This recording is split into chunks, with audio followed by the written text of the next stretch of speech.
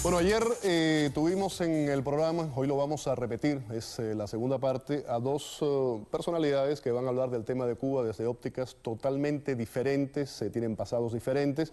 Uno, digamos que está hacia la izquierda, el otro más hacia la derecha, y vamos a analizar el tema de Cuba. Ayer hablamos del embargo, hablamos de la ley de ajuste cubano. Ayer en el programa, inclusive al inicio de recordamos un poco lo que había pasado, hubo una serie de acusaciones personales. Hoy no vamos a entrar en eso, vamos a ir a los temas específicamente y le doy las buenas noches de nuevo desde California, Arturo López Levi.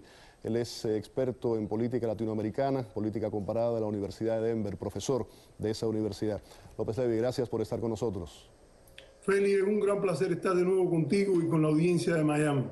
Y también Marcel Felipe, destacado abogado, director del Consejo Nacional, del Consejo por la Libertad de Cuba y ex miembro de la Fundación Nacional Cubano-Americana. Me estabas diciendo ahora que fuiste el miembro más joven de la Fundación Nacional Cubano-Americana. Bienvenido, muchísimas gracias Marcel por estar con nosotros hoy aquí en el programa. Ayer tocamos el tema inevitable del embargo, un fracaso o ha sido realmente un éxito, y hablamos también de la ley de ajuste cubano, por qué cada uno de ellos estaba a favor o en contra. Hoy vamos a pasar a otros temas relacionados específicamente con la política de Washington hacia La Habana. Y quisiera comenzar con esto, con la pregunta, ¿cuál consideran los dos que es la mejor forma de agilizar el proceso de una democratización futura en Cuba a través de una política de puertas cerradas, como hizo la última administración republicana del expresidente George W. Bush, o la que hay hoy día con el presidente Barack Obama? Comienzo contigo, Marcel, ¿cuál es su opinión?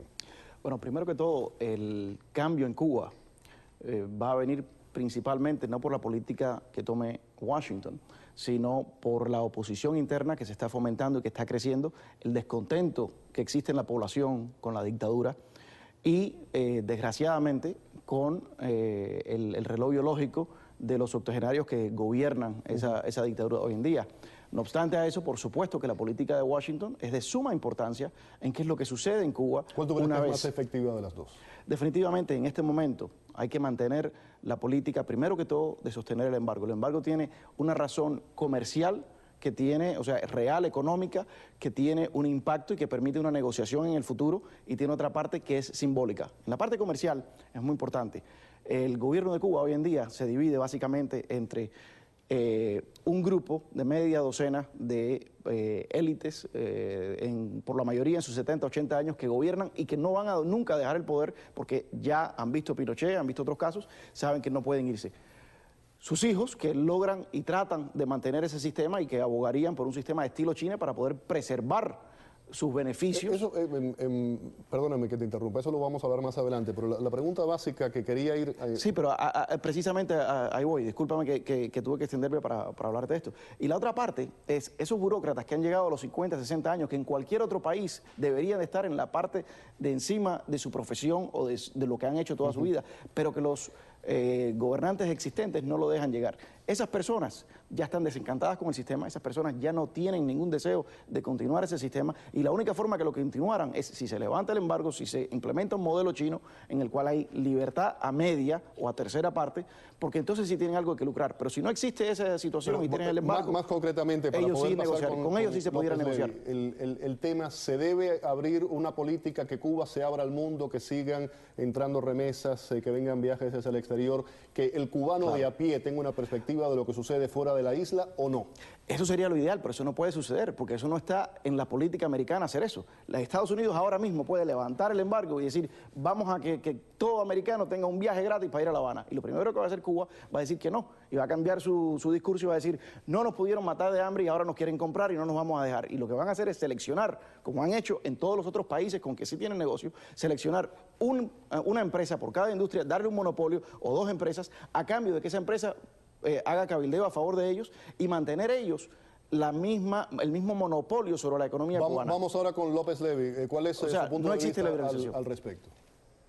Mira, yo creo que el presidente Obama ha dado pasos en la dirección correcta cuando permitió los viajes de los cubanoamericanos hacia la isla, naturalmente en contradicción con algunos grupos como el Consejo para la Libertad de Cuba, Ha permitido también los viajes pueblo a pueblo y que incluyen intercambios educacionales, culturales, académicos. ¿Qué es lo positivo, qué es lo positivo de eso? ¿Qué beneficio tiene eso? Yo creo que ha aumentado, Félix, el contacto y la exposición del pueblo cubano a la situación internacional. Segundo, ha acercado a las comunidades de Cuba en el exterior y a la parte de la nación cubana que vive en la isla.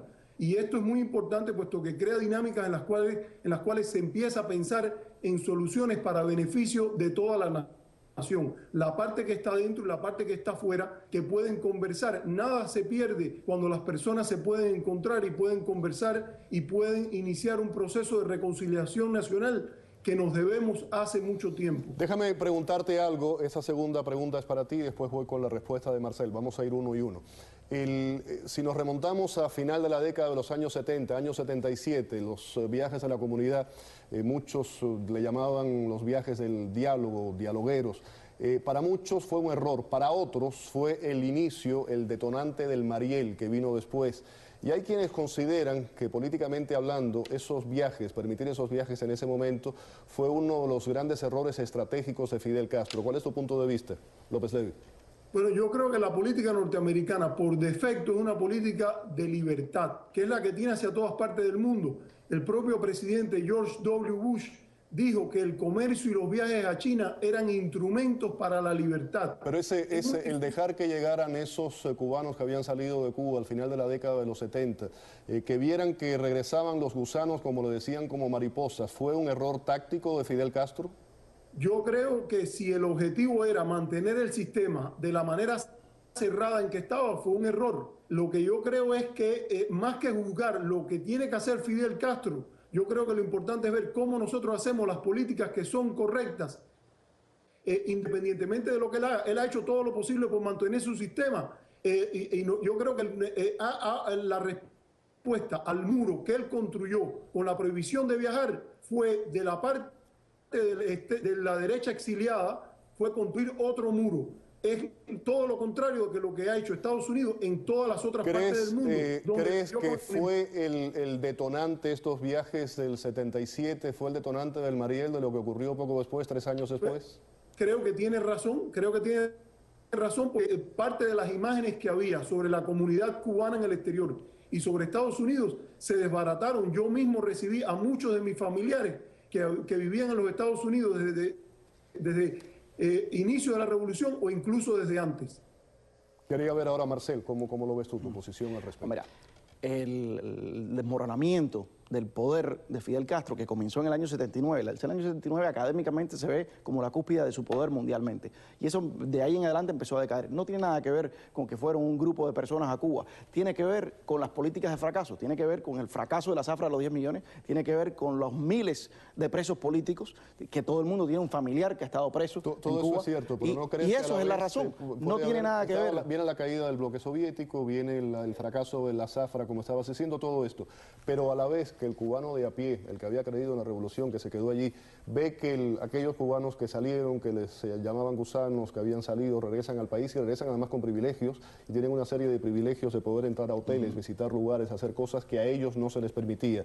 Eso en cierta forma también no fue un duro golpe, un error de nuevo de táctica del gobierno. Mira, hace tanto tiempo de eso que ahora es muy difícil, siendo eso una cosa tan pequeña en el esquema más grande, en mi opinión, es muy difícil. Y comparado con todos los otros fracasos del gobierno castrista, eso es insignificante comparado con el efecto que ha tenido esos fracasos para el poder y para el despertar de la conciencia cubana. Ahora, punto y aparte de eso, el señor López se refería a la habilidad de hablar y tener un diálogo. Para hablar y tener diálogo hay que haber mutuo respeto. El gobierno cubano se maneja con arrogancia, se maneja con desprecio a todo el que se le opone. Solamente da una cara de diálogo y de tolerancia por medio de ciertas personas, como el señor López Levi, que vienen a tratar de hacer un diálogo y dar otra cara hacia el exterior. Pero en la realidad no está interesado de ninguna manera en el diálogo. Quien único está interesado en el diálogo hacia futuro son esas personas que no han podido obtener el poder en Cuba, pero que están en tercera línea. Con eso sí se puede negociar en el futuro. Y para poder negociar con esas personas en el futuro necesitas un embargo, porque para negociar tienes que tener algo que dar. Si no tienes nada que dar, no tienes nada que negociar. López Levi, según nos decía Marcel, el gobierno cubano no está interesado en el diálogo, sino en un monólogo. Mira, cada vez que el señor Marcel Felipe está perdiendo un debate de argumentos, acude a ataques personales. Yo me voy a abstener de responder esos ataques personales y me voy a concentrar en en la respuesta a la pregunta que me hace. Yo creo que más importante que plantear el diálogo solo a nivel de gobierno o del gobierno cubano con grupos desde el exterior o con grupos de la sociedad política opositora, hay que plantearse el diálogo entre cubanos. La gran mayoría de la sociedad civil cubana, empezando por la Iglesia Católica, el Consejo de Iglesias Protestantes, las diferentes instituciones y asociaciones, una parte importante de la disidencia, son contrarios a esa política de acoso y aislamiento, puesto que en esas condiciones es donde el comunismo prospera más. Yo creo que ese diálogo entre cubanos ya adelanta la agenda de reconciliación nacional independiente de las políticas que tenga el gobierno. Yo estoy de acuerdo que el gobierno cubano debería ser más dialogante y lo he criticado por eso. Me parece que tiene una actitud bastante cerrada en torno al unipartidismo político, pero eso no debe ser pretexto para adoptar la misma postura de ellos, que es en cierta medida lo que la postura que trata de defender el Consejo para la Libertad de Cuba. Así que aún ante un muro no se resuelve con otro muro. El opuesto de un muro es un puente o una puerta. López Levi, vamos a hablar ahora, la pregunta para ti, después paso con Marcela. Hay una gran rigidez entre lo que es el alto mando, la cúpula militar. Siguen los militares octogenarios de línea dura y vimos aquellos que tenían alguna esperanza, los que las tenían en una serie de figuras como por ejemplo Pérez Roque, el caso de Carlos Laje, Robaina, Abel Prieto, no militares, gente más joven, han sido de una u otra forma defenestrados. ¿Cuál es la lectura que le das a eso? Bueno, déjame introducir algunos cambios en lo que tú acabas de decir. Todos los mandos regionales de las Fuerzas Armadas, los jefes del Ejército Oriental, Central y Occidental están en sus tempranos 50. Algo que es importante es cuando analicemos a Cuba a partir de la realidad que tiene. Es cierto que en el caso del jefe de Estado Mayor, que es Álvaro López Miera, está en sus largos 60, que el general Sintra Frías ya está pasado de los 70, pero concebir que las Fuerzas Armadas cubanas son un colectivo de octogenarios, yo creo que no presenta el cuadro real que tiene ese cuerpo. Lo mismo sucede con el Partido Comunista. Usted puede estar en desacuerdo con su política, pero lo exacto es analizar con números, con realidades, lo que está pasando ahí. La edad promedio de los secretarios provinciales partidistas, los ares del partido en las provincias, está por encima de los 45, creo que es 45.7. Es decir, que hablar de un anquilosamiento, sí, yo creo que existe en la cúpula, pero también han habido pasos importantes como la propia designación del vicepresidente Díaz-Canel. Es un país que cambia y para el cual el señor Felipe está defendiendo la política que él mismo defendió en el año 93. Vamos a evitar de nuevo, para los dos, vamos a evitar, López Levi, también las acusaciones personales, tanto para Marcel como para ti, por favor, para centrarnos en los temas, porque nos vamos a salir del mismo y entonces vamos a perder tiempo en el tema del debate y las respuestas que quiero escuchar de ustedes. Marcel, el tema de estos octogenarios de línea dura, yo hablaba de una serie de personajes no militares, jóvenes, que salieron de la luz pública cubana. Sí. Guillermo, primero te doy las gracias por intervenir frente de los ataques personales. Yo estoy acostumbrado, ellos siempre lo hacen cuando pierden los debates. Marcel, cuando pierden los debates, no te preocupes. Es parte de lo que le enseñan en la escuela militar y de inteligencia. Mira, en Cuba, la naturaleza se va a encargar de lo que desgraciadamente los cubanos no hemos podido, que se mueran los octogenarios. ¿Quién más tiene un interés vital en ese sistema? Ellos y sus hijos. Las personas de la generación del señor López Levi que se han criado con ese ambiente y ese elenco de los Castro. Fuera de eso, más nadie, porque ni siquiera los funcionarios que ellos mismos han llevado a ese tercer nivel tienen ningún interés, porque esas personas no viven como viven ellos, esas personas no tienen yates privados, esas personas no pueden viajar al exterior cuando les dé la gana sin ningún tipo de restricción. Y esas personas no han participado del pastel. Esas personas, cuando pasen la generación original, va a haber lo que se llama en inglés un power vacuum, una especie de vista a ver quién coge el poder. Y en ese momento, alguno de ellos se va a dar cuenta, sobre todo alguno de ellos que tenga fuerzas militares que lo respalden, que solamente puede obtener legitimidad internacional asociándose con alguien de la oposición. Y gracias a Dios, la misma política que ellos han estado llevando en los últimos 15 años, de llenar al exilio de personas que simpatizan con ellos, ha fortalecido a la oposición.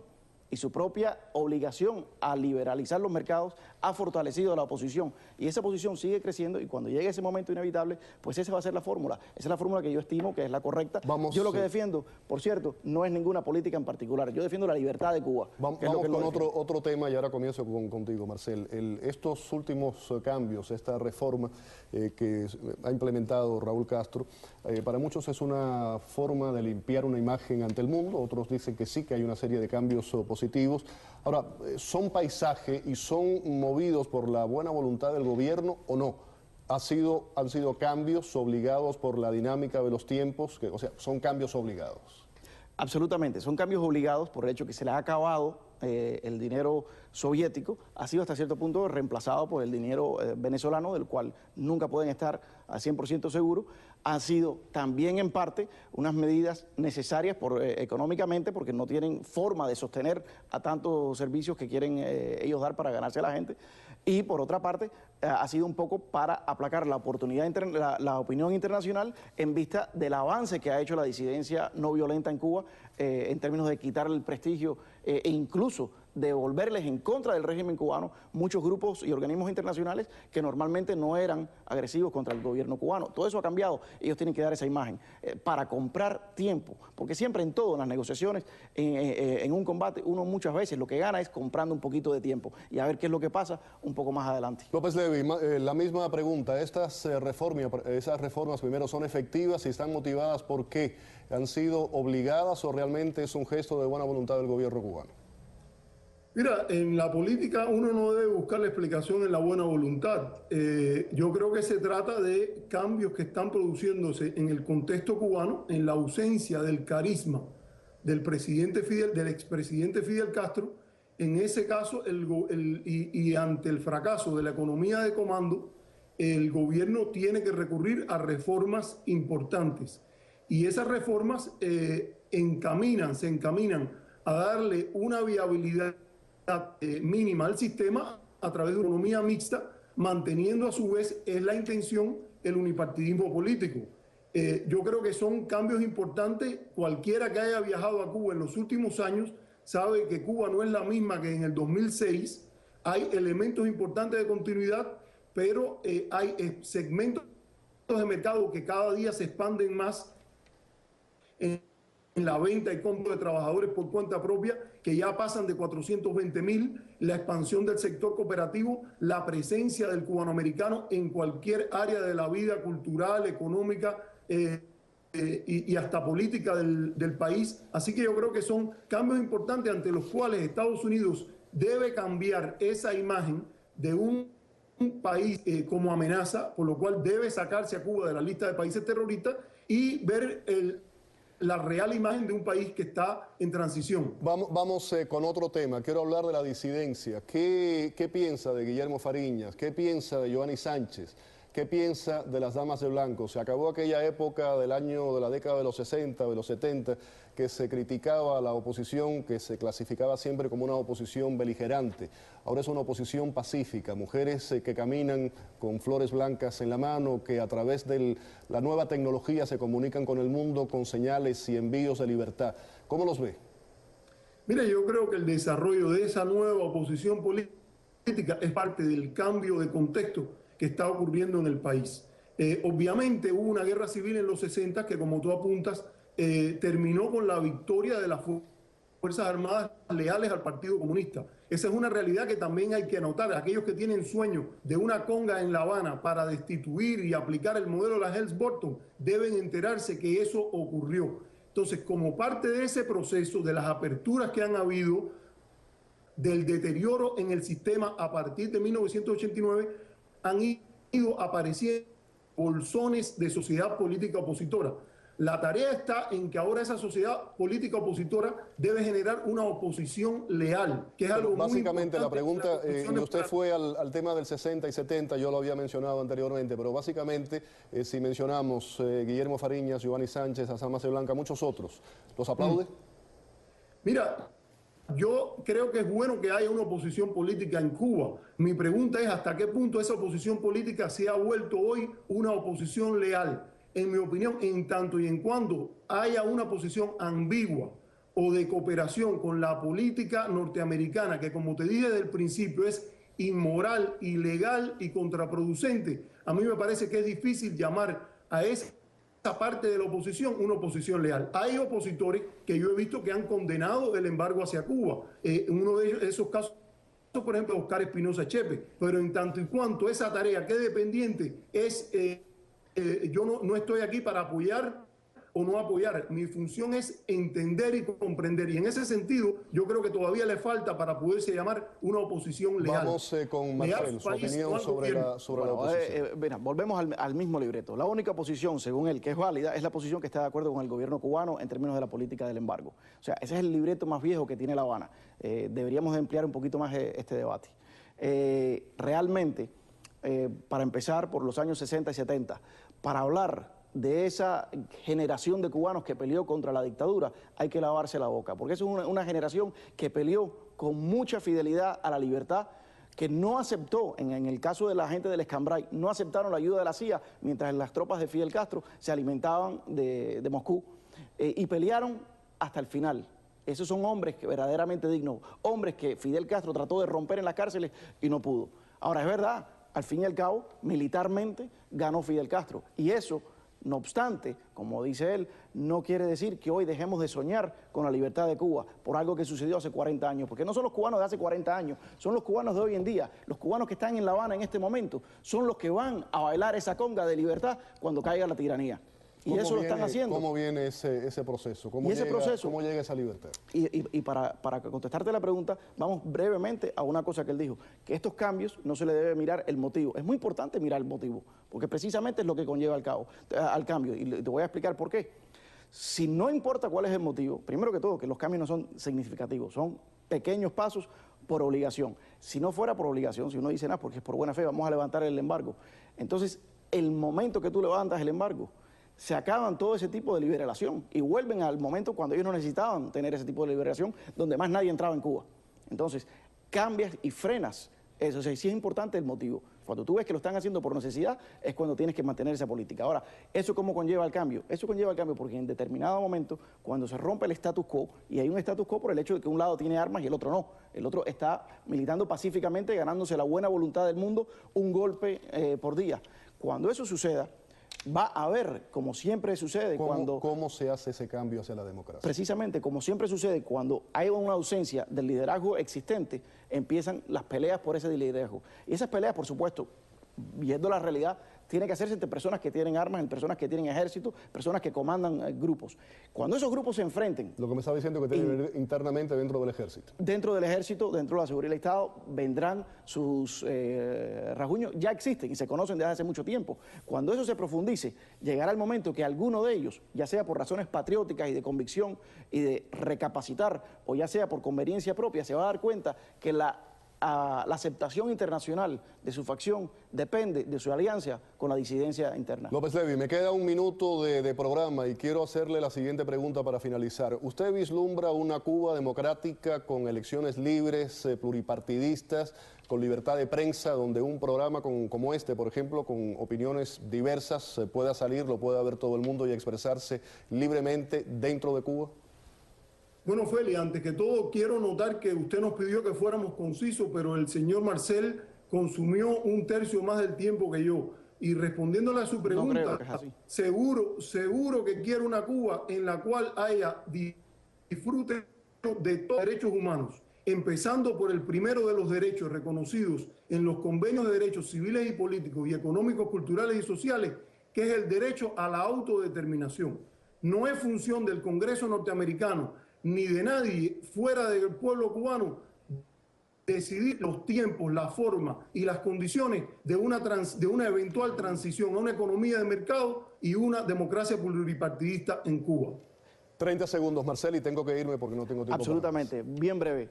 Me encanta que el señor López haya hablado de la autodeterminación, porque precisamente es lo que buscamos. La autodeterminación del pueblo cubano es precisamente lo que Fidel Castro y su camarilla de personas y de élites han prevenido, porque en Cuba, cuando se habla del gobierno cubano, no se habla del pueblo cubano, se habla de una familia que gobierna y dirige las políticas a su favor. Les agradezco a los dos que estuvieran ayer con nosotros en el programa y que hayan regresado en el día de hoy. López Levi, muchísimas gracias por haber estado con nosotros allá en la distancia, y acá a Marcel, Felipe, también por habernos acompañado en el programa y haber hecho este debate y haber analizado un poco lo que es el espectro sobre el tema cubano. Vamos a la pausa, vamos al regreso a hablar de Osama Bin Laden, que logró ocultarse de tal modo en Pakistán que una de sus esposas tuvo 3 hijos en un hospital local sin que nadie se percatara de su identidad. Increíble, pero cierto. Y más adelante va a estar con nosotros el caricaturista Garrincha, que nos va a presentar Náufragos, su más reciente trabajo. Nos vemos.